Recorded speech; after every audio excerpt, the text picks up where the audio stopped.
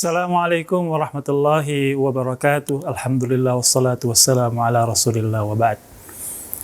Saudara sekalian Allah subhanahu wa ta'ala, kali ini saya ingin menceritakan beberapa potong kisah yang berkaitan dengan kehati-hatian dalam mencari rezeki. Di zaman Imam Ahmad, putra Imam Ahmad Ibnu Hanbal namanya Abdullah menceritakan, suatu waktu ada seorang wanita datang kepada beliau.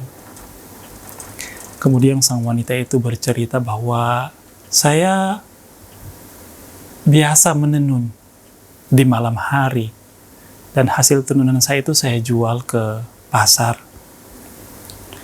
Dan dalam proses saya menenun itu saya memakai lampu minyak di zaman dahulu, ya.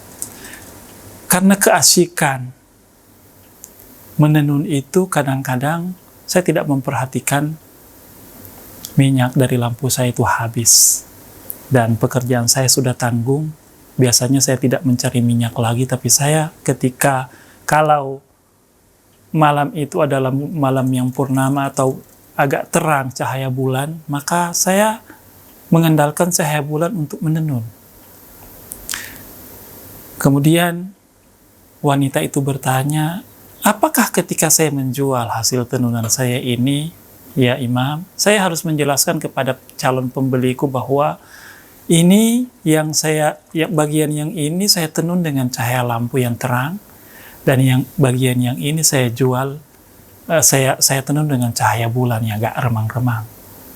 Ya, sang ulama Imam Ahmad tertegun dengan pertanyaan wanita itu. Kemudian bertanya, apakah memang ada bedanya? Kalau ada bedanya hasil tenunan itu, maka memang harus dijelaskan.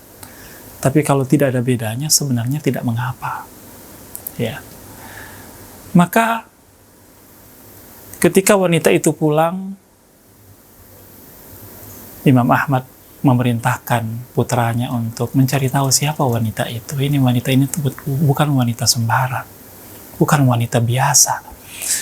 Karena dia begitu berhati-hati dalam mencari rezeki yang halal untuk dirinya dan keluarganya.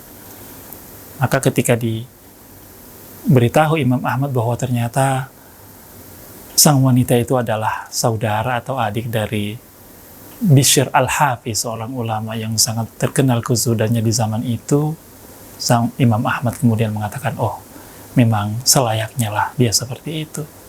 Dan di kali yang lain, sang wanita itu juga bertanya kepada sang ulama, datang kepada Imam Ahmad, kemudian dia bercerita juga tentang profesinya. Saya kadang-kadang menenun itu dengan cahaya lampu saya, tapi suatu malam ada rombongan yang lewat di depan rumah saya dengan cahaya lampu yang begitu terang, yang sangat mengalahkan terangnya lampu saya. Maka saya manfaatkan lewatnya rombongan itu yang panjang itu dengan lampu yang terang untuk menenun 2 helai kain yang ingin saya tenun malam itu, dan saya berhasil menyelesaikan 2 helai kain itu. Tapi setelah rombongan itu lewat dan saya menjual hasil tenunan saya itu, saya kembali merenungkan, apakah halal buat saya cahaya lampu rombongan itu yang saya pakai menenun itu? Saya khawatir nanti ditanya di hadapan Allah Subhanahu wa ta'ala tentang cara saya mengambil cahaya lampu itu.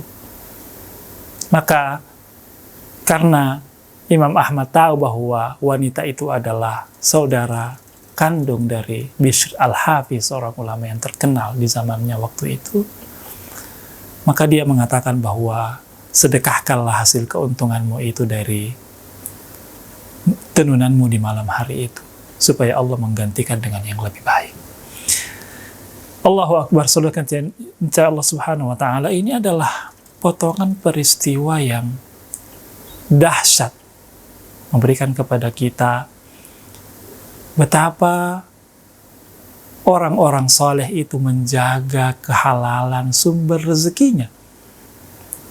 Mereka tidak menginginkan dalam hidup mereka itu ada di antara rezeki yang masuk dalam kepemilikan mereka itu berasal dari sesuatu yang meragukan. Bukan sesuatu yang haram, tapi meragukan. Hal yang fihi syubha. Di situ terdapat syubhat.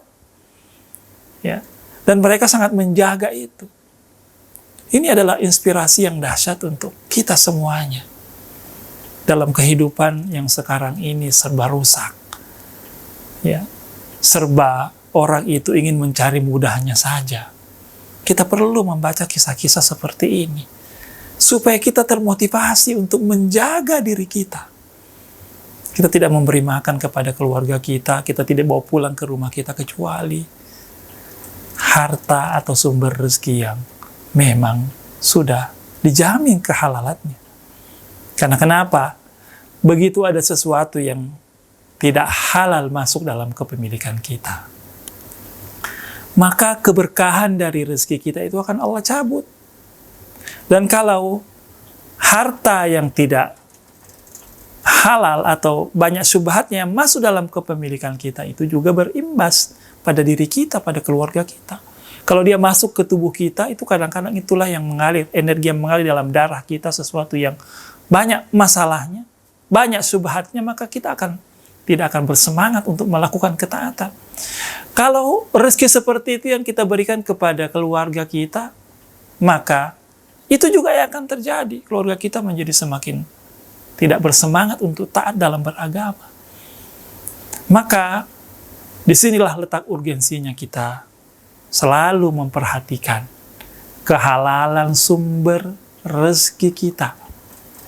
Bagaimana caranya kita mendapatkannya, bagaimana kita menghasilkannya, bagaimana prosesnya.